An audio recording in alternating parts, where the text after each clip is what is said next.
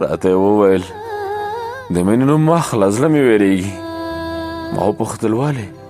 ویل یې کلونه کېږي د یو انسان سره مې مینه کړې، خو تر ننه یې درد محسوسوم.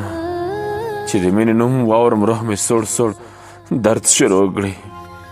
ما وویل څنګه؟ ویل یې چې قدم اخلم هغه محسوسوم، هر لور ته چې ځم د هغه څهره وینم، په هر ځای او هر څه کې راته هغه ښکاري. ما وویل په عجیب مرض اخته نه یې؟ شونډې وچیچلې، غټه ساه یې واخیستله، ویې ویل ورک یې کړه ډېر پښیمان یم. ما وویل په خپله مینه پښیمان یې؟ وویلې نه، په خپل پیدایښت چې د هر رنګ علاج سره زیاتېږي. مینه داسې ناعلاجه بیماري ده، مینه داسې ناعلاجه بیماري ده.